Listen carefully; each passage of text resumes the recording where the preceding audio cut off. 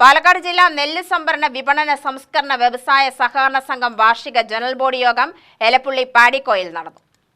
പാടിക്കോ കോൺഫറൻസ് ഹാളിൽ നടന്ന യോഗം പ്രസിഡന്റ് കെ.ആർ. സുരേഷ് കുമാർ ഉദ്ഘാടനം ചെയ്തു. പാടിക്കോയുടെ ഭാവി കാര്യങ്ങൾ 30 ടൺ കപ്പാസിറ്റിയാണ് ഇപ്പോൾ നമ്മുടെ പാടിക്കോ റൈസ് മില്ലിനുള്ളത്. അത് നമ്മൾ 60 ടൺ കപ്പാസിറ്റി ആക്കി ഉയർത്തണം.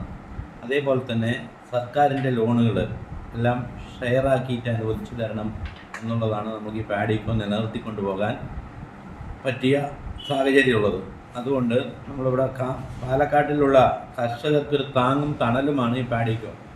അതേമാതിരി എലപ്പുള്ളിയിലും അതേമാതിരി തന്നെ സമീപ പഞ്ചായത്തുകളിലെയും നെല്ലുകൾ സംഭരിച്ച് നല്ല രീതിയിൽ കൃഷിക്കാർക്ക് ഒരു ബുദ്ധിമുട്ടുമില്ലാത്ത രീതിയിൽ നമ്മളത് സംഭരിച്ചുകൊണ്ടിരിക്കുന്നുണ്ട്. അത് തുടർന്ന് കൊണ്ടുപോകണമെങ്കിൽ പാടിക്കോയെ ഈ സാമ്പത്തികമായ പ്രതിസന്ധിയിൽ നിന്നും കരകയറ്റണം എന്നാണ് നമുക്ക് പറയാനുള്ളത്.